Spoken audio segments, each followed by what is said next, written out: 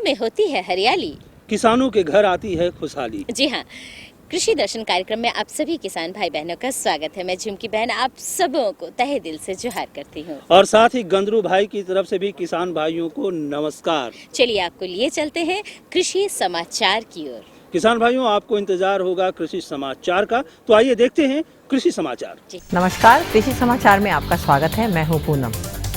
आइए देखते हैं आज कृषि समाचार में क्या है खास। मछली पालकों के निजी भूमि पर नए तालाब निर्माण की योजना, लत्तीदार सब्जियों के बेहतर उत्पादन में कारगर लो टनल संरचना,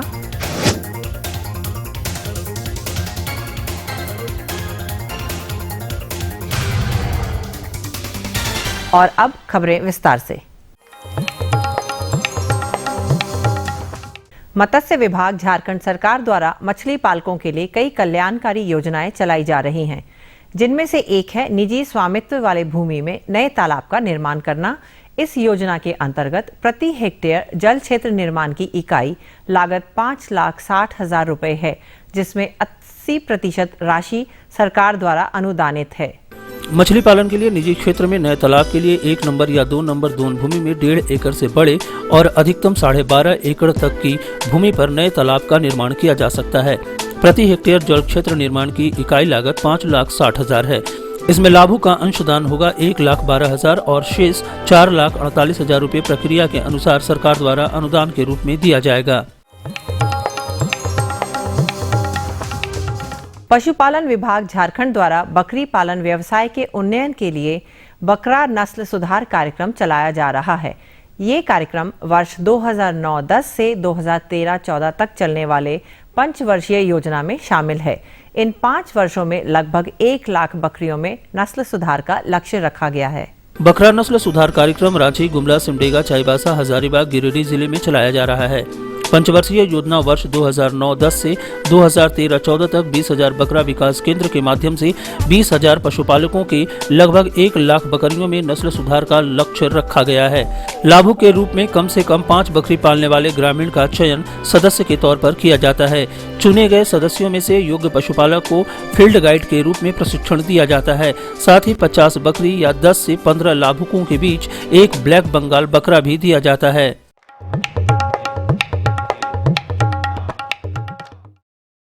लत्तेदार सब्जियों की आगात खेती या बेमौसमी सब्जियों के बेहतर उत्पादन के लिए लो टनल तकनीक का इस्तेमाल करें। लो टनल संरक्षित खेती की एक संरचना है। इस विधि में क्यारियों में लगे लत्तेदार सब्जी पौधों के ऊपर बांस का अर्धचंद्राकार संरचना बनाकर उसे पारदर्शी प्लास्टिक से ढक दिया जाता है। लो टनल बांस के ढांचे पर प्लास्टिक निर्मित संरचना होता है, जो देखने में बहुत हद तक छोटे सुरंग के जैसा लगता है।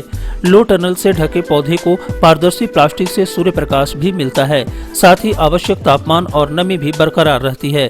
तो लो टनल तकनीक है ऐसा है कि जो है प्लास्टिक का पारदर्शी प्लास्टिक जो आता है, प्लास्टिक का चादर कहें या पॉलीथीन शीट कहें, तो प्लास्टिक के पारदर्शी प्लास्टिक के चादर को आप जो देख रहे हैं कि पीछे हमारे पीछे लगा हुआ है, तो इसमें जो है बांस का एक अर्धचंद्राकार जो है खुट्टी जैसा बनाने के बाद और उसके ऊपर जो है प्लास्टिक के पारदर्शी चादर को ओढ़ाते हैं। तो इस तकनीक को अपनाएंगे तो आप जनवरी प्रथम सप्ताह या 15 जनवरी तक इसका अगर बीज बुआई कर देते हैं तो आपका आगात फसल बाजार में आने लगेगा, जिस समय की बाजार में दाम ज़्यादा रहता है। और आगात जब आप लगाएंगे तो लत्तीदार सब्जियों में उपज भी ज़्यादा मिलता है। राज्य में हल्दी की खेती एक मसाला फसल के रूप में की जाती है। कई किसान इसकी खेती मुख्य फसल के रूप में करते हैं और कई मिश्रित खेती के रूप में। किसान हल्दी के बेहतर उत्पादन के लिए राजेंद्र सोनिया और रोमा नामक उन्नत प्रभेद लगाएं। इसकी उत्पादन क्षमता 25 से 30 टन प्रति हेक्टेयर है। हल्दी उन मसाला फसलों में से एक है जिसकी मांग बाजार में हमेशा बनी रहती है। किसान हल्दी की खेती करके अच्छी आमदनी प्राप्त कर सकते हैं। हल्दी की खेती के लिए वैसे खेतों का चुनाव करना चाहिए जिसकी मिट्टी बलुई दोमट हो और जल निकास की अच्छी व्यवस्था हो। बुआई में प्रति हेक्टेयर 18 से 20 क्विंटल बीज की जरूरत होती है। बेहतर उपज के लिए राजेंद्र सोनिया और रोमा नामक उन्नत प्रभेद लगाएं। इसकी उत्पादन क्षमता 25 से 30 टन प्रति हेक्टेयर है। रोटरी डस्टर उस कृषि उपकरण का नाम है जो पाउडर कीटनाशी दवा छिड़कने का काम करता है। इसके एक बॉक्सनुमा हिस्से में पाउडर कीटनाशी डालकर जब रोटरी को घुमाया जाता है तो उस उपकरण में बने नोजल से बिल्कुल सही तरीके से पाउडर का भुरकाव होने लगता है। कई कीटनाशी दवाइयाँ तरल रूप में होती हैं और कई दानेदार रूप में, लेकिन कई दवाइयाँ पाउडर के शक्ल में भी उपलब्ध है। रोटरी डस्टर एक ऐसा कृषि उपकरण है जो इन पाउडर कीटनाशी को फसल पर छिड़कने का काम करता है। इस उपकरण में बने पाउडर टैंक में पाउडर दवा को डालकर ऊपर से अच्छी तरह से कस दिया जाता है। जब रोटरी को घुमाया जाता है तो पाउडर दवा का भुरकाव होने लगता है।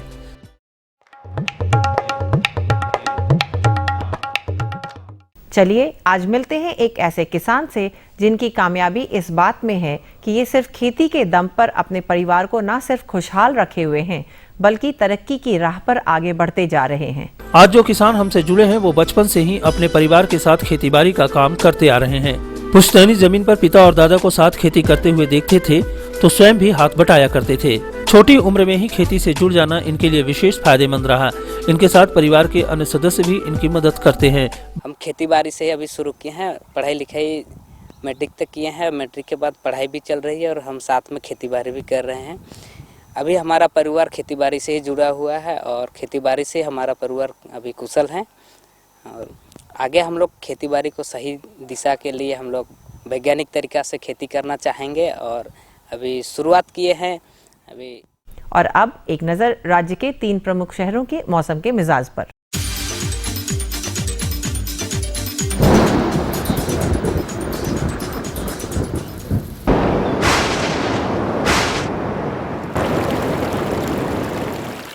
आज राज्य के 3 प्रमुख नगरों के 10 तापमान इस प्रकार हैं। रांची का न्यूनतम तापमान 11.5 डिग्री सेल्सियस और अधिकतम 22 डिग्री सेल्सियस।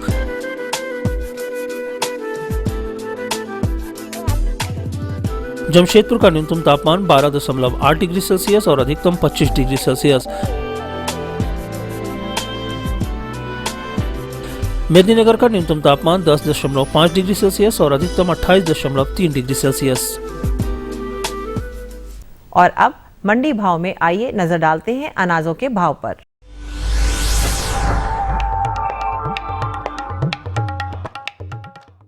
आज कृषि उत्पाद बाजार समिति पंडरा रांची में दर्ज किए गए विभिन्न खाद्यान्नों के थोक भाव इस प्रकार हैं। चावल मोटा 1900 रुपए से 2050 रुपए, चावल मध्यम 2150 रुपए से 2250 रुपए, चावल उत्तम 2300 रुपए से 2550 रुपए, गेहूं 1575 रुपए से 1650 रुपए, चना 4800 रुपए से 5100 रुपए, दाल अरहर 6600 रुपए से 7000 रुपए, दाल मसूर 4300 रुपए से 4500 रुपए, दाल चना 5800 रुपए से 6000 रुपए, सरसों तेल 10150 रुपए से 10200 रुपए, चीनी 3500 रुपए से 3600 रुपए, आलू 600 रुपए से 675 रुपए और प्याज 1400 रुपए से 1500 रुपए प्रति क्विंटल रहा। कृषि समाचार में आज इतना ही। अगले दिन अगले अंक फिर से मुलाकात होगी कुछ ताज़ा तरीन खबरों के साथ।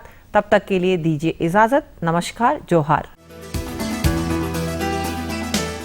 कृषि समाचार के अंतर्गत आपने बहुत सारी चीजों की जानकारी ली, खेती बाड़ी के बारे में, मंडी के भाव के बारे में और मौसम के मिजाज के बारे में। जी हाँ, लेकिन अब वक्त हो चला है एक छोटे से विराम का। तो इस विराम के बाद हम पुनः हाजिर होते हैं किसान भाइयों। आप बने रहिए हमारे साथ। ये लो और बताओ।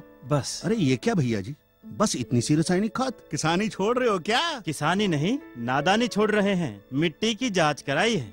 अब तो लालाजी जितनी जरूरत है उतने ही उर्वरक खेत में डालेंगे। हाँ, किसान भाई आज ही अपने जिले की नजदीकी भूमि परीक्षण प्रयोगशाला में मिट्टी की जांच जरूर करवाएं और मिट्टी में पोषक तत्व, नमी व पौधे के विकास को देखते हुए केवल जरूरत के अनुसार ही पोषक तत्व डालें। और हाँ, मिट्टी में गंधक, जस्ता, बोरोन जैसे सूक्ष्म पोषक तत्वों का पता लगाना भी न भूलें। उर्वरक और जैविक खाद के सही उपयोग से भूमि का उपजाऊपन बनाए रखें, उत्पादकता बढ़ाएं, खर्चा घटाएं और बहुमूल्य विदेशी मुद्रा बचाने में भी सहयोग दें। और हाँ, धीमी गति से नाइट्रोजन उपलब्ध कराने वाले उर्वरकों जैसे नीम लेपित यूरिया को प्राथमिकता दें और यूरिया का पत्तों पर छिड़काव करें। अरे वाह, तू तो सचमुच समझदार हो गया रे। अधिक जानकारी के लिए संपर्क करें जिला कृषि अधिकारी या किसान कॉल सेंटर। अम्मा खाना दे दो ना। सबर कर गोलू, अभी दाल नहीं गली है। तू फिक्र ना कर गोलू की अम्मा, अब की बार अपनी दाल खूब गलेगी। क्या मतलब जी? अब की बार NFSM के तहत दाल की पैदावार को बढ़ाने के तरीकों को दिखाने के लिए देश में 1000 क्षेत्र चुने गए हैं, जिसमें हमारा इलाका भी आ गया है। पर इससे हमें क्या फायदा? हमें 5 एकड़ खेती के लिए खाद और कीटनाशक के अलावा बढ़िया बीजों की एक मिनी किट भी मिलेगी। इतनी दाल का करेंगे क्या जी? अरे भगवान, सरकार ने दलहन का समर्थन मूल्य भी खूब बढ़ा दिया है और इनकी खरीद का भी पूरा इंतजाम कर लिया है।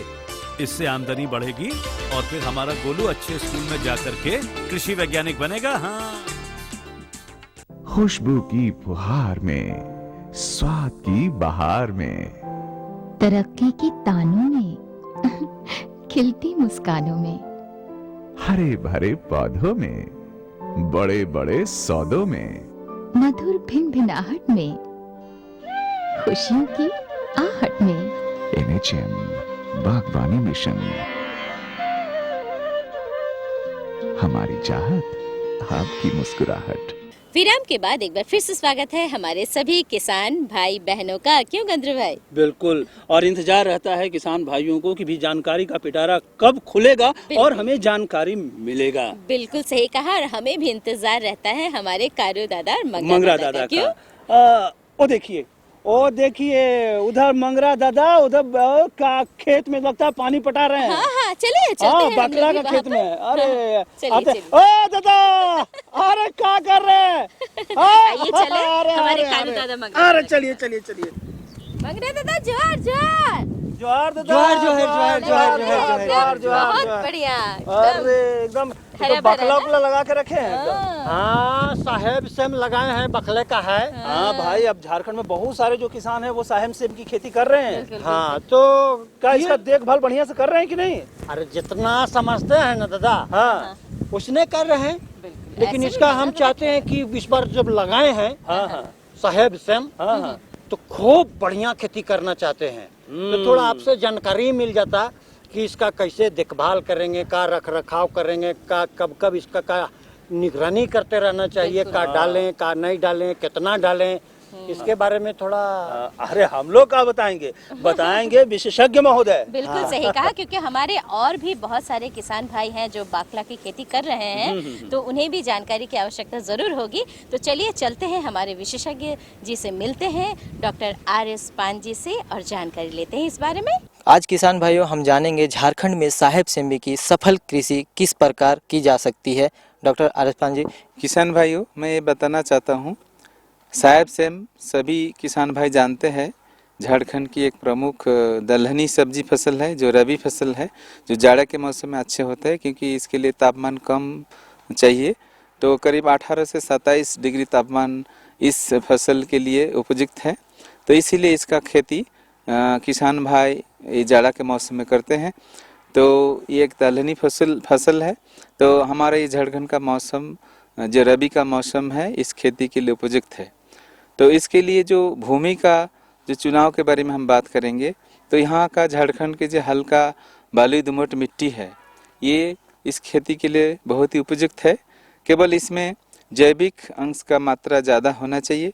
वो किसान भाई जैसे खाद के माध्यम से, जैविक खाद के माध्यम से पूरा कर सकते हैं। और ये फसल कम जैसे आपका अम्लिक मिट्टी में भी हो जाता है, लेकिन अच्छी मिट्टी को सुधारने के लिए कम से कम 3 साल में एक बार चूना का प्रयोग करना चाहिए। वो बुआई से करीब 1 महीना पहले ज़मीन में करीब 25 क्विंटल चूना का हम प्रयोग करेंगे, अच्छा तरह से मिला दे, तो इससे हमारा पैदावार बढ़ जाती है। तो इसमें खाद और उर्वरक का जो मात्रा का ज़रूरत होता है, उसमें सड़ी हुई गोबर की खाद करीब 200 से 250 क्विंटल प्रति हेक्टेयर के दर से हम बुआई से पहले अच्छा तरह से मिट्टी में मिला देते हैं। उसके बाद बुआई से पहले फिर हम लाइन बनाते हैं। तो इसमें बुआई से लाइन की दूरी हम 1.5 फीट रखते हैं, और जो बीज हम गिराते हैं लाइन में, तो उसमें करीब 6 इंच या 15 सेंटीमीटर रखता है बीज से बीज की दूरी। तो हम उसमें रासायनिक खाद भी प्रयोग करते हैं। जैसे रासायनिक खाद में कैसे हैं, जैसे यूरिया है, यूरिया करीब 60 किलोग्राम और करीब 315 किलोग्राम सिंगल सुपर फॉस्फेट और 85 किलोग्राम म्यूरेट ऑफ पोटाश प्रति हेक्टेयर के दर से हम बुआई से पहले अच्छा तरह से मिला देते हैं। तब हम लाइन खींचते हैं जिसमें हम बुआई करेंगे। जैसे अभी हमारा खेत में आप खड़ी फसल को देख रहे हैं, तो ये अक्टूबर महीना में लगाया गया था। तो इसमें जो उन्नत किस्म है जो हमारे इस केंद्र से विकसित किया गया है, उसमें पहला जो है HAVFB 41 है और 37 भी है। ये दोनों अच्छी किस्म है। ये सब करीब करीब बुआई से 90 से 95 दिन के बाद तुड़ाई शुरू हो जाते हैं और इसका उपज क्षमता करीब करीब 320 से 350 क्विंटल प्रति हेक्टेयर की दर से, जिसकी फसल अवधि है 4 महीने के हैं। तो इसके अलावा और एक हमारा जो भारतीय कृषि अनुसंधान संस्थान नई दिल्ली में अवस्थित है, वहाँ से भी एक उन्नत किस्म का विकास हुआ है जिसका खेती भी इस क्षेत्र में अच्छा तरह से किया जा सकता है। वो है पूसा सुमित। तो इसका उपज क्षमता थोड़ा सा कम है, वो 280 से 300 क्विंटल प्रति हेक्टेयर के दर से है। हमारे किसान भाई जो उन्नत प्रगतिशील किसान है जिसके पास सुविधा है, तो हमारे तरह यहाँ पर जैसे आप देख रहे हैं, हम लोग ड्रिप सिंचाई जो टपकन विधि के माध्यम से यहाँ खेती कर रहे हैं और हम जो मल्चिंग किए हैं प्लास्टिक से, इससे खरपतवार कम हो जाती है। तो आप फसल का बढ़वार भी अच्छा हो जाता है, उपज भी अच्छा होता है और मतलब जो खरपतवार निकालने के लिए जो लोगों का कमी लगता है, मतलब लेबर कम लगता है, तो ये इस विधि से भी लोग खेती कर सकते हैं। और इसमें जो मुख्य रूप से जो बीमारी और कीड़ा का जो प्रकोप होता है, तो कीड़ा में जो लाही कीड़ा आप सभी जानते हैं, किसान भाई सभी लोग जानते हैं, बहुत छोटे आकर के होते हैं, झुंड में रहते हैं, कोमल टहनियों, पत्तियों, फलों से भी रस चूस के क्षति पहुंचाते हैं। तो इसके नियंत्रण के लिए जो रोगर दवा है 2 मिलीलीटर 1 लीटर पानी में घोलकर हम छिड़काव करके नियंत्रण कर सकते हैं। तो इस तरह से ये जो उन्नत किस्म का बीज हमारा केंद्र से प्राप्त करके किसान भाई इसका सफल खेती कर सकता है। अभी भी हमने बहुत सारा किसानों को दिए हैं, जैसे खूंटी और तमाड़ क्षेत्र में भी हमारा जो उन्नत किस्म HAVFB 41 इसका बीज हम दिए हैं इस बार खेती करने के लिए, और माझी क्षेत्र में भी दिए हैं। तो किसान भाई इससे लाभान्वित होंगे, जो कि दलहनी फसल है, इसमें प्रोटीन रहते हैं। तो इसका खेती किसान भाई सफलतापूर्वक इस क्षेत्र में रबी का मौसम में कर सकते हैं। जैसा कि हम देख पा रहे हैं सर, इस जो खड़ी फसल है उसके जड़ों में प्लास्टिक डाली गई है। क्या ये प्लास्टिक कितने माइक्रोन की यूज़ किए जाते हैं, या कुछ ऐसा को भिन्न रंग के यूज किए जाते हैं, या एक ही रंग के होते हैं? हम किसान भाइयों को हम बताने। जो आप देख रहे हैं इसी रंग के मिलते हैं, आप काला भी डाल सकते हैं, क्योंकि सफ़ेद जो ट्रांसपेरेंट वाला हम नहीं यूज़ करते हैं, इसमें ऐसा यूज़ करते हैं जैसे अंदर में लाइट ना घुसे। तो हमारा जो ऐसे भी तो खरपतवार आपको देखा है, इधर अंदर से खरपतवार नहीं निकाल रहा है। तो मुख्य रूप से हमको जो कम पानी भी देना पड़ता है इसमें, जो कि पानी डायरेक्ट हमारा जो सूरज किरण से संपर्क नहीं हो रहा है, तो इससे हमारा नामी भी बना रहा है, और साथ साथ मुख्य रूप से जो खरपतवार है उसका नियंत्रण हो रहा है। क्योंकि नहीं तो हम 3-4 बार हमको खरपतवार निकालना पड़ता था, वो चीज़ इसमें नहीं हो रहा है, तो वो खर्चा हमारा बच जा रहा है। साथ ही साथ जो कि टपकन विधि से कर रहे हैं, तो उससे भी हमारा पानी का भी खर्चा कम हो रहा है। तो देखा किसान भाइयों, साहेब सेम्भी की उन्नत कृषि के लिए डॉक्टर साहब ने कितनी अच्छी बातें बताई। आशा है आपको बहुत लाभ होगा इससे। हमें और डॉक्टर साहब को इजाज़त दीजिए। नमस्कार, जोहार। बाबा रे बाबा, एकदम विशेषज्ञ महोदय RS पान जी तो एकदम एक सुर में सब बता दिए भाई। एकदम बढ़िया से बुझ गए कि जो बखला का प्रजाति है साहेब सेम है, वो लगाए हैं, तो कैसे उसका देखभाल करना चाहिए। अगर वैसे हम लोग देखभाल करेंगे ना भाई, तो बहुत बढ़िया उपजाएंगे। सही कहा आपने। और बहुत बढ़िया उपजाएंगे तो टका भी बढ़िया आएगा दादा। सही कहा। तो आज तो मुझे लगता है कारू दादा से हमें ही मिलने जाना होगा। मंगरा दादा तो यहाँ व्यस्त है। तो कारू दादा है ना उधर। हाँ। तो चलिए हम मिलते हैं। चले, ठीक है दादा, जोहार। हाँ ठीक है, जोहार जोहार जोहार जोहार। ठीक, जाइए, बैगन का खेत में है। हाँ जाइए। हाँ दादा, जोहार जोहार जोहार। हाँ जोहार जोहार जोहार। क्या कर रहे हैं एकदम? देख भाई, वो थोड़ा बैगन लगा है, वो वाला गोभी उधर लगा है, उधर बंधा गोभी भी लगा हुआ है, टमाटर भी लगा हुआ है, मटर भी है। हाँ मटरो है, लेकिन वो कुछ पत्ता पीला पीला नजर आ रहा है। तो हाँ थोड़ा सा ये सब वही तो देखभाल कर रहे थे। अच्छा तो ये तो हम सब्जी उब्जी सब किए हैं, लगाए हैं, लेकिन ये मौसम में जो देखभाल होता है कैसे होता है, किस तरह के होता है, ये थोड़ा बताते तो जो हमको दिक्कत कुछ दिख रहा है ये मेरा नहीं हो। सही बात है। देखिए किसान भाइयों, आपने भी अभी बैगन की खेती लगा के रखी है, गोभी भी लगा के रखा होगा, बंदा गोभी भी लगाया होगा, मटर भी लगाया होगा, ये तमाम सब्जियां अभी आपके खेतों में भी लगी होंगी और कई तरह की समस्याएं भी उनमें आ रही होंगी और आपको पता नहीं चल रहा होगा कि भाई इसका निदान कैसे संभव है। तो चलिए हम इस समस्या का निदान कैसे हो सकता है, समसामयिक कैसे देखभाल हो सकती है सब्जियों की खेती की, इस विषय पर हम विस्तृत आपको जानकारी उपलब्ध कराते हैं। और जानकारी दे रहे हैं हमारे विशेषज्ञ डॉक्टर AK सिंह जी। आइए जानकारी लेते हैं। अभी किसान भाई के खेत में बहुत सारी सब्जियां लगी हुई है। सबसे पहले हम बात करेंगे गोभी वर्गीय में। तो गोभी वर्गीय सब्जियों में क्या अभी जो है वो प्रिकॉशन लें जिससे उनकी सब्जियां बाजार में अच्छी बिके? देखिए, गोभी वर्गीय सब्जियां हमारे झारखंड प्रदेश में काफ़ी बड़े क्षेत्र में की जाती हैं। खास तौर से इसमें मुख्य रूप से जो आती है फूल गोभी है, बंद गोभी है और गांठ गोभी की भी खेती किसान भाई कहीं कहीं करते हैं।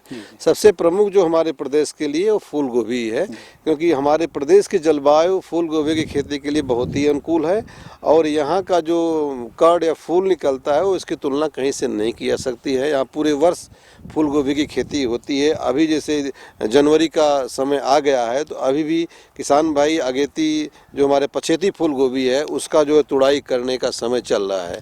जो हमारा स्नोबॉल ग्रुप की किस्में हैं उसमें अभी किसान भाई फूल गोभी निकाल के बाज़ार में भेज रहे हैं। साथ साथ अप्रैल में जो नई फसल लगानी है उसकी भी तैयारी वो 1 महीने के बाद शुरू कर देंगे। तो फूल गोभी में सबसे मुख्य समस्या जो हम लोग देखते हैं एक किस्मों का सही चुनाव। फूल गोभी की किस्में में अगेती, मध्य और पछेती 3 समूह में बांटा गया है। प्रायः देखा जाता है किसान भाई जब बाजार से बीज लेते हैं तो कई बार उनको अगेती मौसम का बीज लेने जाते हैं तो बीच वाले मध्य मौसम की किस्म मिल जाती है। जब भी इस तरह का उलट फेर होता है कि अगेती मौसम में किसान भाई पछेती किस्म की रोपाई कर देते हैं या पछेती किस्म लगाने के समय अगेती किस्म की रोपाई कर देते हैं तो फूल अच्छा नहीं बनता है। एक बहुत छोटा फूल हो जाता है और फूल में छोटी छोटी पत्तियां निकल आती है, उसको रिसीनेस कहते हैं और पूरा फूल का जो बाजार भाव है नहीं मिल पाता है। तो सबसे पहले तो यही किसान भाई को ध्यान में रखना है कि सही किस्म का बीज उनको मिले और सही के मौसम में सही किस्म के बीज की रोपाई करेंगे तभी अच्छा लाभ इससे मिल जाएगा। अब हम लोग जड़ वाली सब्जियों के बारे में चर्चा करेंगे। जड़ वाली में मुख्य रूप से मूली और गाजर दोनों की खेती काफ़ी बड़े क्षेत्र में होती है जाड़े के मौसम में और सलगम भी कहीं किसान भाई लगाते हैं। तो मूली और गाजर में देखा जाता है कई किसान भाई जो भी किसान भाई मूली और गाजर को समतल ज़मीन में लगा देते हैं और उनके ज़मीन में जीवांश युक्त खाद नहीं होती है तो उनमें जड़ का विकास ठीक से नहीं होता है। कई बार देखा था कि एक जड़ से 2 जड़ें दिखाई पड़ जाती हैं।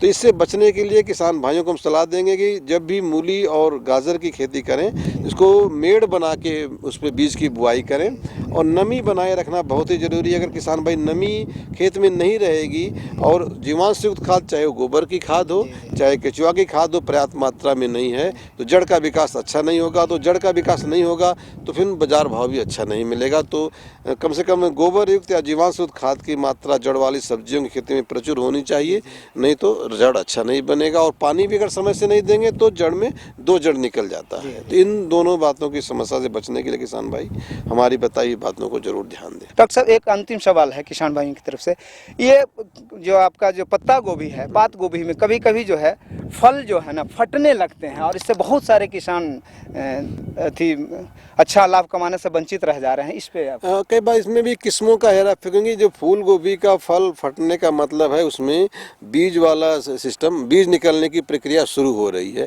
तो ऐसा देखा जाता है कि सही समय किस्म इसमें भी चुनाव करना बहुत ही ज़रूरी है, नहीं तो जाड़े के मौसम में ऊपर फट के बीज वाले डंठल निकलना शुरू हो जाते हैं। तो इस किस्म का सही चुनाव करने से इससे किसान भाई बच सकते हैं।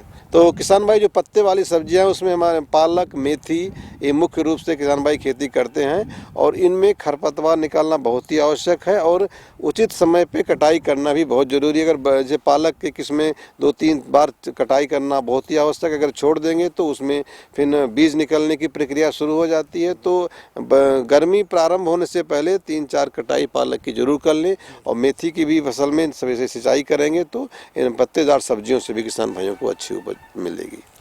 किसान भाइयों, डॉक्टर साहब ने बहुत अच्छी जानकारी दी गोभी वर्गीय से लेके पत्तीदार सब्जियों का, कि अगर संतुलित अगर आप उर्वरक का प्रयोग करें और किस्मों का सही चुनाव करें, बोरान का सूक्ष्म पोषक तत्वों का इस्तेमाल करें तो आप ज़्यादा से ज़्यादा लाभ कमा सकते हैं। इन्हीं शब्दों के साथ डॉक्टर साहब को नमस्कार। किसान भाई जोहार। तो किसान भाइयों, आपको विस्तृत जानकारी मिल गई कि सब्जी फसलों की समसामयिक देखभाल कैसे करनी चाहिए। और दादा, आपको भी जानकारी मिल गई एकदम। अब हम जाने कि कीटनाशक कैसे डालेंगे, प्रयोग करेंगे, फिर इसके देखभाल कैसे करेंगे, ये सारा चीज हम समझे। अब मेरा जो सब्जी है, जो हमको कुछ दिक्कत दिख रहा था, अब दिक्कत मेरा नहीं रहेगा। बिल्कुल। तो अब हमें लगता है कि हमारा समय भी शेष होने वाला है। तो एक बार चलते चलते अपना पता बता दीजिए, ताकि जो किसान भाई हैं वो अपना सुझाव और अपनी समस्या हम तक लिख करके भेज सकें। जरूर।